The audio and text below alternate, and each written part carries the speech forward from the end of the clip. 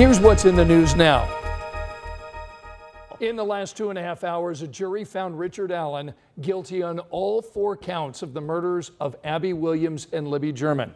Their families have waited more than 7.5 years for justice for Abby and Libby. And now they will wait a little longer for his sentencing on December 20th. We've got live team coverage for you tonight. Now let's start with Anne-Marie Tiernan, who's outside the Carroll County Courthouse in Delphi. Ann? Well, good evening. I'm joined by Bob Siegel and Emily Longnecker, who have been heading up our coverage here. You know, this jury first reported for jury duty 29 days ago, and after 4 days of deliberations, after they were able to get this case, they handed down a verdict this afternoon. It was around 2:20. Bob Siegel was fortunate to be in the courtroom to be able to give us an eyewitness account. Yeah, and there were only 12 of these media passes that the media was granted to be able to be in the front row. I was about 15 feet behind Richard Allen as the verdict was read. And when it was read, it was very fast. Guilty, guilty, guilty, guilty. The jurors were only in the courtroom for about 3 minutes. That's how long it took for them to hand over their verdict form to the judge, for her to read the verdict, and for them to exit the courtroom. The judge was concerned, I think, that there would be huge outbursts. Obviously, these horrific murders, the families of the victims in the courtroom, the defendant's family there. Judge Gall was concerned that there might be some outbursts. So before the jury even came in, the judge made an announcement to those in the courtroom. She said to everyone, this has been a long haul. Regardless of what the verdict is, people aren't going to be happy. And she invited folks to take their unhappiness outside of the courtroom after the verdict was read. I can tell you, while I was in the courtroom, when that verdict was read, I was looking directly at Richard Allen. He showed very little emotion. It wasn't until a few minutes later that he looked back at his wife and his mother, and he said, "Are you okay?"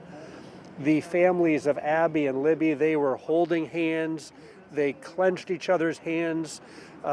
Libby German's grandmother, she was holding the arm of her husband, and when the verdict was read, she put her head on his shoulder and they hugged. It was also very emotional on the part of the law enforcement officers who have been working on this case.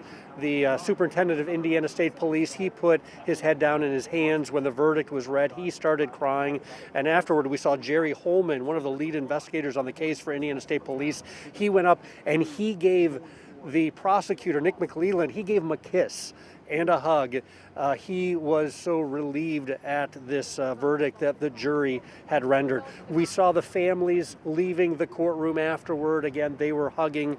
They were very pleased. The guilty verdict, 4 guilty verdicts, that is what they were hoping for, and that is what they got today here inside the courthouse here in Delphi.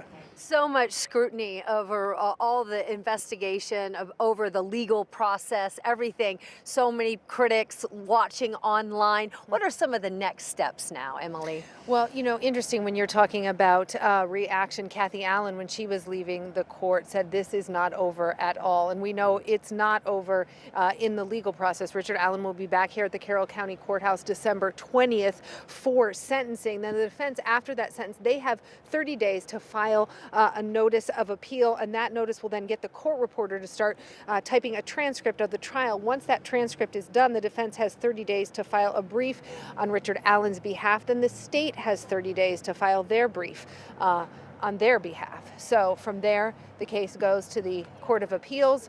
Last half hour, our legal expert, Katie Jackson-Lindsay, saying, you know, there's potential for this to go to the Indiana Supreme Court. We don't know. We're a long way from that. And interestingly enough, I was in a local establishment here after the verdict was read and getting a soda, and noticed a sign that's been up on the wall there for many, many years. And it says, Abby and Libby, justice will be served.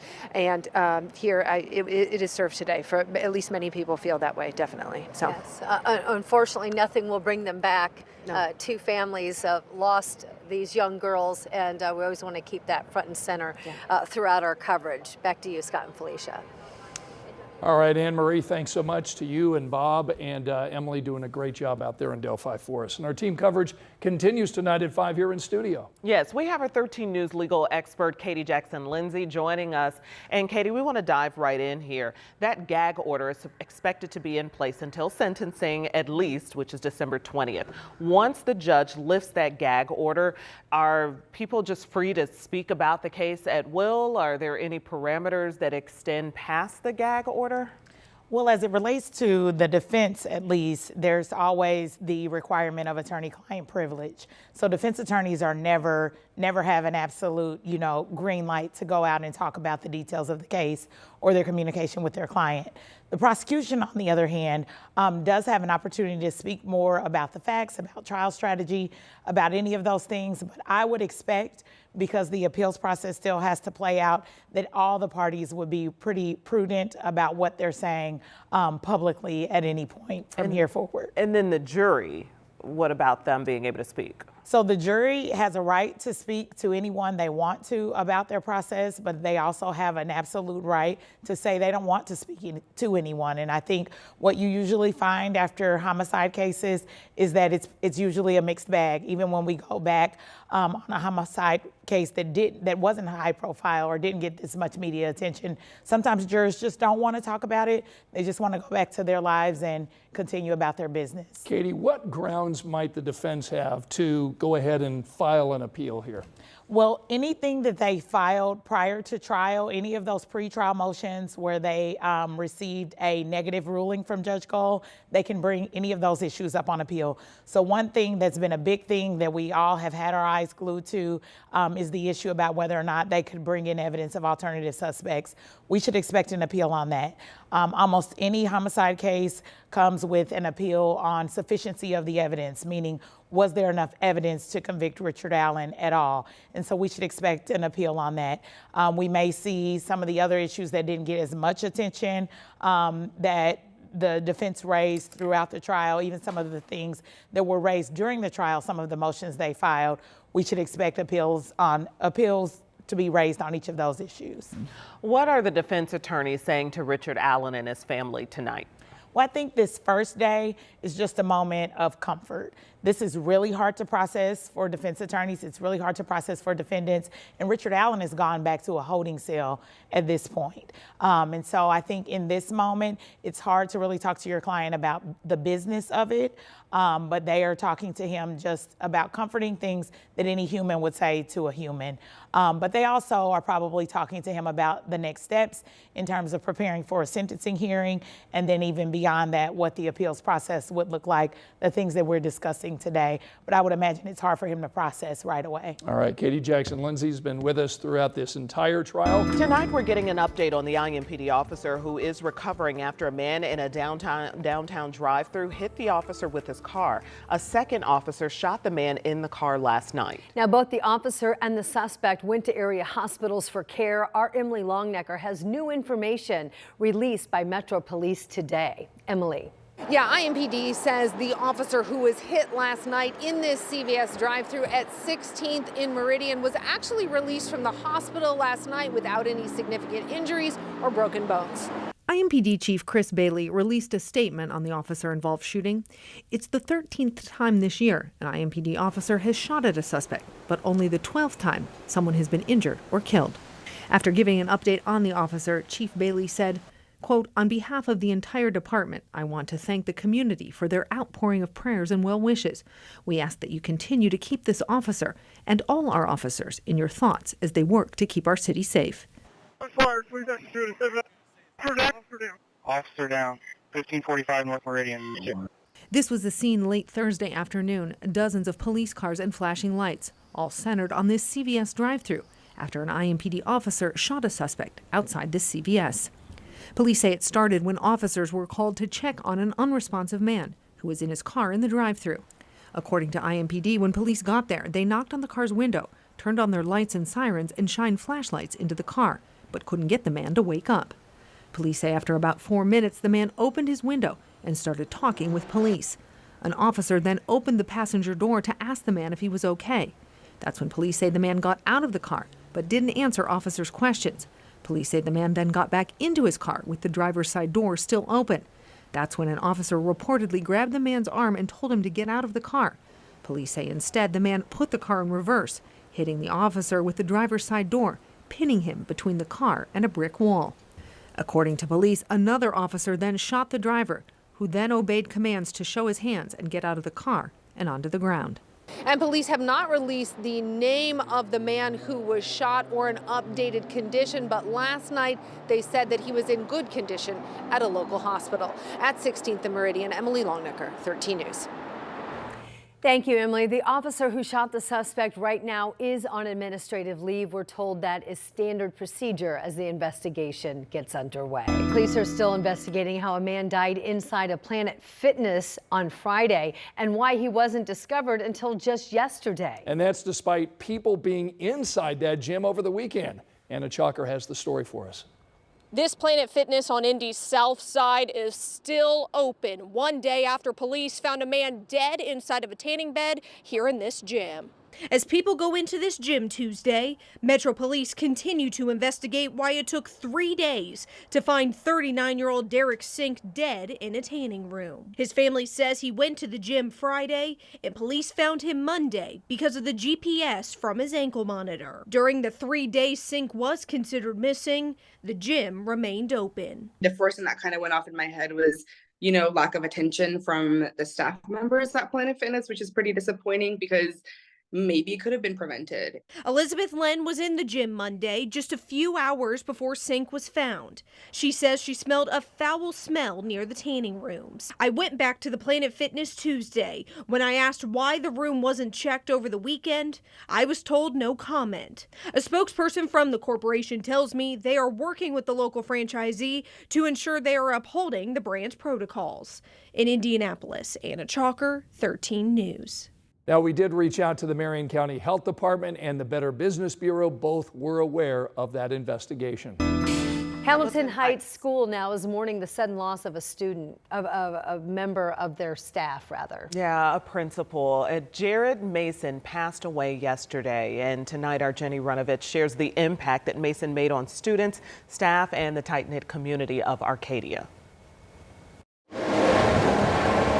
Flags are at half-staff at Hamilton Heights High School, counselors instead of classes inside, after the shocking loss of their beloved principal, Jared Mason. He was a great principal and great guy who really loved the kids. They always knew he was going to be fair, they always knew he'd be firm, but they always knew that he'd love them no matter what. He said, okay, I'll put you first. He always put us first and then his work. Mason, who leaves behind a wife and 3 children, impacted countless young lives. He not only led Hamilton Heights for more than a decade, he grew up here, a Husky through and through, loved coaching football, his family, the town of Arcadia. The superintendent saw it when they first met. And he said, listen, I'm in my dream job.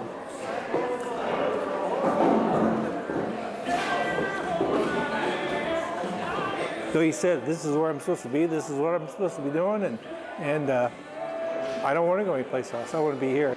School leaders say the 48-year-old had been sick in the ICU for just over a week, but things took a sudden turn for the worse on Tuesday. We lost a dear friend. Many kids gathered at this coffee shop Wednesday to mourn and share memories. He touched everyone's hearts. Very inspiring man. And he is the one that kind of gave me that little nudge to graduate early. Individually, no matter, it didn't matter if they were straight A students or kids who maybe, struggled sometimes. He wanted to invest in them and take time and let them know that he cared about them. An educator, a difference maker, a life well lived. Thursday is another e-learning day for Hamilton Heights, and once again, counselors will be available at the school. Also, there's a celebration of life in the works. We'll let you know when plans are finalized. In Arcadia, Jenny Runovich, 13 News. Jenny, thank you. As students process this loss, Hamilton Heights says that athletic and after-school activities are canceled now through this Friday. This weekend's fall play also is being postponed. All right, it'll be an exciting time. Also, the Bands of America Grand National Championships is happening at Lucas Oil Stadium right now. So the preliminary round of the competition kicked off this morning. It will run late until about 11 o'clock tonight. This is one of the country's largest marching band competitions, and some Central Indiana bands usually place pretty high in it. Avon High School took home the gold last year with a score just a little higher than Carmel. And you can see the full schedule of performances. It is out right now, and you can also find out how to get tickets on our website. To do that, all you have to do is scan this QR code we have there on your screen, and it'll take you to everything you need to know at WTHR.com/scene-on-13. A lot to get to on this Thursday. We begin with the debate over charter schools taking center stage in one of the area's largest school districts. Good afternoon. Thanks for joining us at 4. I'm Dustin Grove. And I'm Felicia Lawrence. And right now, leaders at Hamilton Southeastern schools are considering adding more career and technical education for students. It's also known as CTE. But it's getting major pushback from some parents. Our Samantha Johnson is looking into it. Hamilton Southeastern already offers several CTE programs like welding and music production, but Director Steve Lozier says the district can do more. So we have a philanthropic funder at the table right now, willing to partner. The proposal comes from an out-of-state company called Opportunity Education to build Fisher's Prep, 9th through 12th grades, staffed by OE, and targeting Hamilton County students who are not already enrolled at HSE. Really, the offer would mean we could accelerate that growth and provide those opportunities sooner. But some parents at Wednesday night's school board meeting didn't see it that way. This right here, right now, is how teachers are being disrespected. Lozier estimates the charter school would average about $6,000 per student. So that's $3.2 million from the Hamilton County funds. The superintendent and the board keep on stating our district is so broke, we can't pay for the teachers. One of them being my wife. Why are you trying to extend us even more? Lozier says he's glad people are involved in asking questions. There are just some charter school horror stories within the state of Indiana. But he confirms charter schools are not private schools, and the goal is to add to the district, not to take away. This does not make HSE out to be a failing district. It's not labeling that. It's not a judgment on the incredible opportunities our teachers bring our students every single day. This proposal will be back in front of the HSE board on December 11th for a final vote. In Hamilton County, Samantha Johnson, 13 News. Thanks, Sam. And HSE plans to eventually expand its CTE programs regardless of what the board votes next month. You can still submit your feedback. We're going to drop the link on our website, WTHR.com. Tonight at 6, a student-run newspaper at one of our state's largest public universities is coming under fire from Lieutenant Governor-elect Micah Beckwith. It all surrounds the paper's election issue. Emily Longnecker shares the post that started it all, along with response from the paper's editors at IU and the new lieutenant governor. The lieutenant governor-elect says he stands by his post. One of the paper's co-editors says the paper stands by its front page. This is the cover of the Indiana Daily Student, Indiana University's student-run newspaper. In a post on X, Indiana's new lieutenant governor called it, quote, elite leftist propaganda. The cover shows the profile of President-elect Donald Trump. Woven into his image are quotes from former cabinet members and advisors.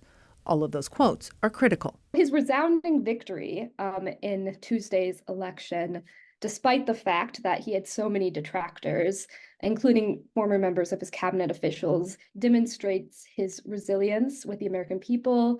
72 million people decided that they wanted him to be the next president of the United States. The co-editor of the Indiana Daily Student says the design was to show President-elect Trump's victory despite such criticism. So we felt that something visually striking like that would demonstrate just how divisive this thing was. Half the country, a lot of them are devastated.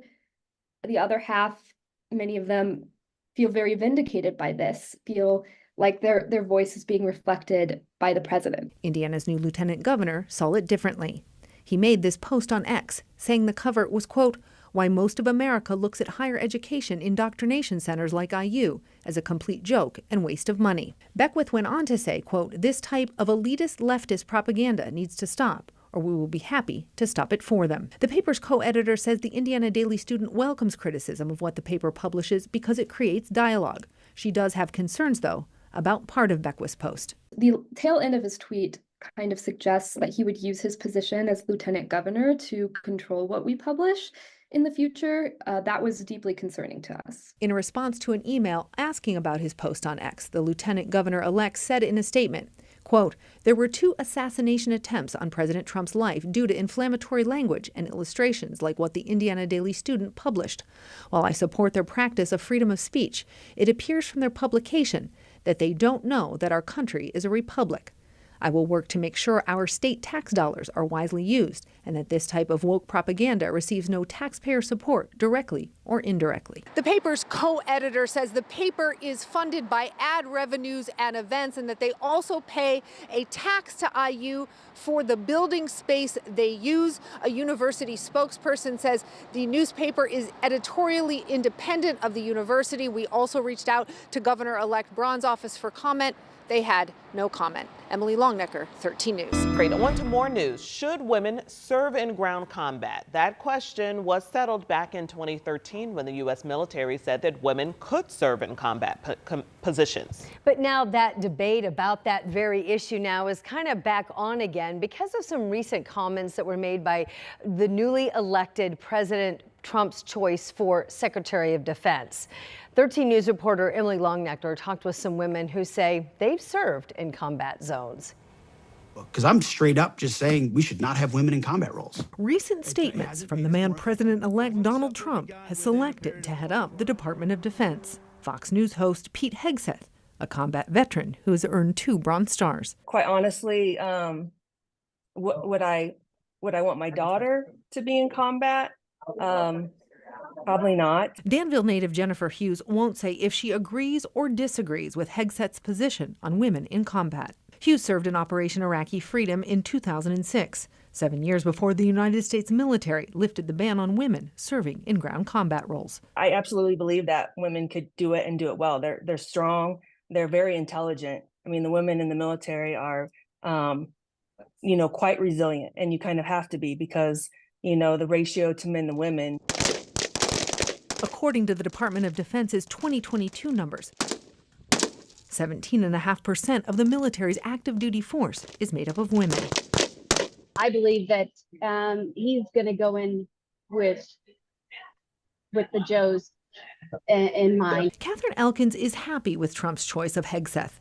She believes Hegseth can still relate to the troops on the ground. Elkins served 22 years in the Army National Guard, including in Afghanistan, and says she's not bothered by Hegseth's comments about women in combat. So let's get the right person in the right position based off of capability alone. We definitely 100%, if we want to, we should be allowed to. Combat veteran Emily Astrike served in Operation Iraqi Freedom and knows what a war zone feels like. No matter what your gender is, the first time that you are in a combat situation and you experience taking incoming fire, it shakes you to your core. Astrike says Hegseth's recent comments might be disheartening for some, but won't deter women who feel called to serve. I think that we'll continue to just rise to the occasion and, rely on our training and execute our jobs and our responsibilities, whether it's ground combat or any other. Astrike says it's an honor and privilege to have the opportunity. Now, Hegseth has not said he would reinstitute the ban on women in ground combat if he is confirmed. Certainly, though, this debate kind of reignited from his recent comments, and as you saw there, a lot of different points of view on it. Absolutely. It's a big talker and discussion point right now. For sure. All right, Emily Longnecker, thank you so much. Great. On to more news. Should women serve in ground combat? That question was settled back in 2013 when the U.S. military said that women could serve in combat positions. But now that debate about that very issue now is kind of back on again because of some recent comments that were made by the newly elected President Trump's choice for Secretary of Defense. 13 News reporter Emily Longnecker talked with some women who say they've served in combat zones. Because I'm straight up just saying we should not have women in combat roles. Recent statements from the man President-elect Donald Trump has selected to head up the Department of Defense. Fox News host Pete Hegseth, a combat veteran who has earned 2 Bronze Stars. Quite honestly, would I want my daughter to be in combat? Probably not. Danville native Jennifer Hughes won't say if she agrees or disagrees with Hegseth's position on women in combat. Hughes served in Operation Iraqi Freedom in 2006, 7 years before the United States military lifted the ban on women serving in ground combat roles. I absolutely believe that women could do it and do it well. They're strong. They're very intelligent. I mean, the women in the military are, quite resilient, and you kind of have to be because, the ratio to men to women. According to the Department of Defense's 2022 numbers, 17.5% of the military's active duty force is made up of women. I believe that he's going to go in with the Joes in mind. Catherine Elkins is happy with Trump's choice of Hegseth. She believes Hegseth can still relate to the troops on the ground. Elkins served 22 years in the Army National Guard, including in Afghanistan, and says she's not bothered by Hegseth's comments about women in combat. So let's get the right person in the right position based off of capability alone. We definitely 100%, if we want to, we should be allowed to. Combat veteran Emily Astrike served in Operation Iraqi Freedom and knows what a war zone feels like. No matter what your gender is, the first time that you are in a combat situation and you experience taking incoming fire, it shakes you to your core. Astrike says Hegseth's recent comments might be disheartening for some, but won't deter women who feel called to serve. I think that we'll continue to just rise to the occasion and, rely on our training and execute our jobs and our responsibilities, whether it's ground combat or any other. Astrike says it's an honor and privilege to have the opportunity. Now, Hegseth has not said he would reinstitute the ban on women in ground combat if he is confirmed. Certainly, though, this debate kind of reignited from his recent comments, and as you saw there, a lot of different points of view on it. Absolutely. It's a big talker and discussion point right now. For sure. All right, Emily Longnecker, thank you so much.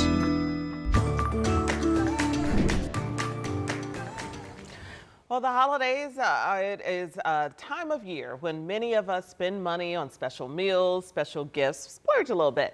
Allison Gormley tells us what's the deal with local resources, whether you're in need of assistance or can offer some to others. It's a 3-digit phone number that leads people to help, but it's probably not the 3-digit number you're thinking of. 211's purpose is to connect people to resources within their communities. Tara Morse is the executive director of Indiana 211, and right now, she said they're prepping holiday resources. But we have over 250 holiday resources available right now for November and December of this year.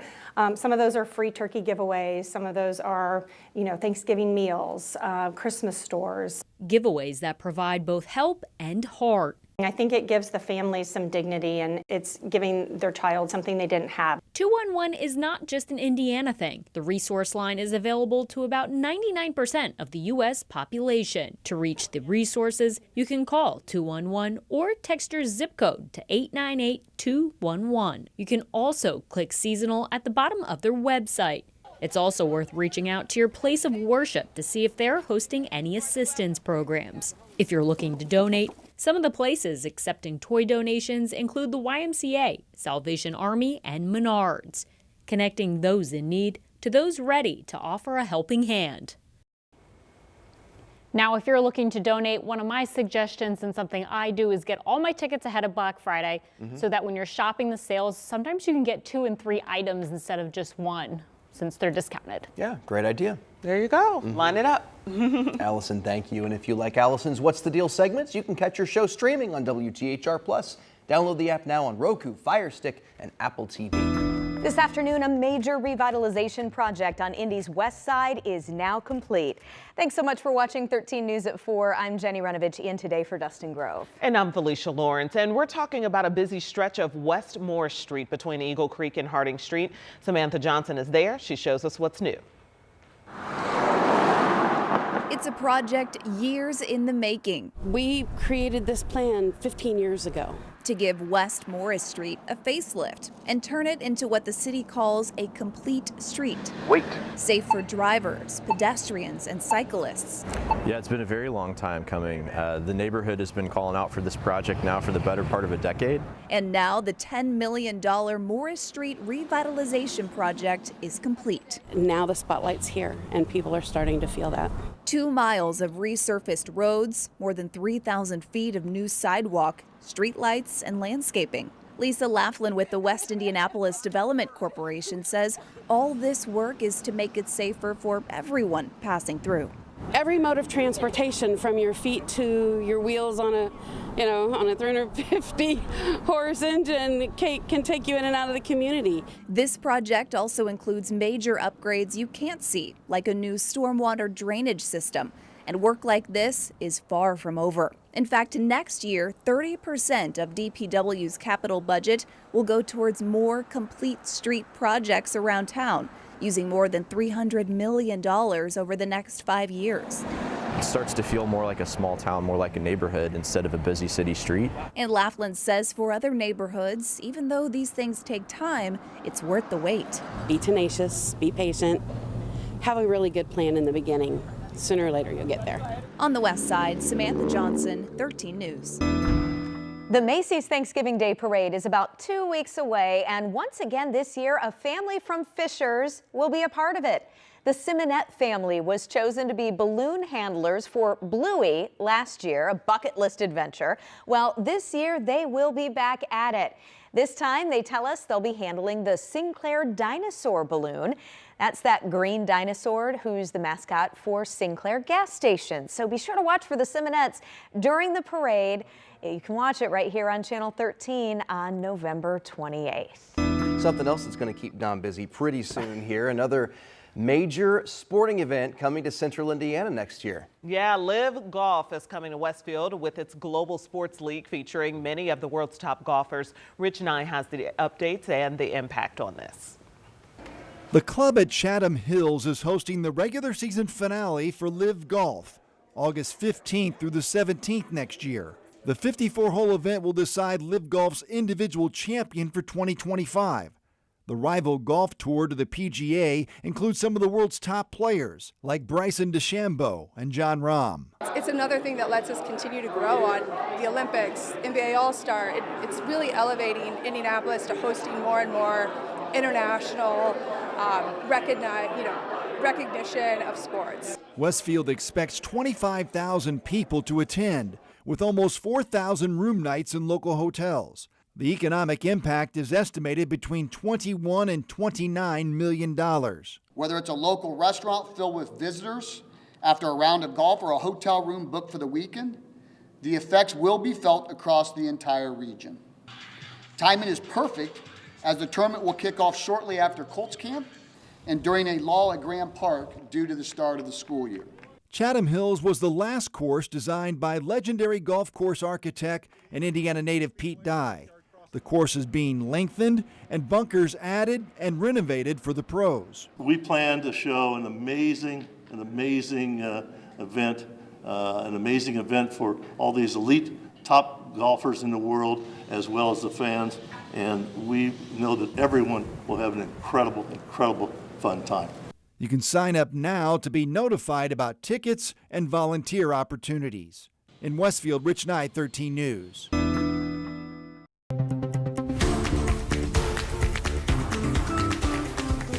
6:15, and we have some pretty exciting news this year about a major sporting event happening once again right here in downtown Indianapolis. Yeah, we're talking about the NFL Scouting Combine. Indianapolis will be hosting that event through 2026. Our Karen Campbell tonight breaks down the economic impact this big event will have here in our city. Yeah, this is one of the biggest events to come to Indianapolis and to Lucas Oil Stadium. We're talking thousands of fans and millions of dollars generated right here in Indianapolis. The NFL Combine, where top college football players come to shine, as scouts see if they're eligible for the NFL draft, and fans get a front row seat. Last year, we had a record-breaking fan experience with over 27,000 fans who attended the family-friendly free Combine experience. Inside and outside of Lucas Oil, thousands of fans from across the nation, bringing in lots of cash. We had a record-breaking year for economic impact in 2024, equating to $9.2 million in local economic impact. And that's just spanning over, the 7-day event here in Indianapolis. Lucas Oil Stadium director Eric Newberger tells 13 News the stadium in the heart of downtown makes it easily walkable to all things fans need and players and team staff. His statement went on to read, Lucas Oil Stadium is a natural fit for the Combine, and we are so pleased to have the opportunity to work with the NFL for another year. 2026 will be Indy's 39th consecutive year hosting. But the NFL has seen that Indianapolis, time and time again, produces this event at a high quality standard. And the 2025 NFL Combine starts in February. In Indianapolis, I'm Karen Campbell, 13 News. The NFL Scouting Combine has been held annually in our city since 1987. Visit Indy says Indianapolis beat out major cities that were competing to host the event. We're talking Nashville, Dallas, and Vegas.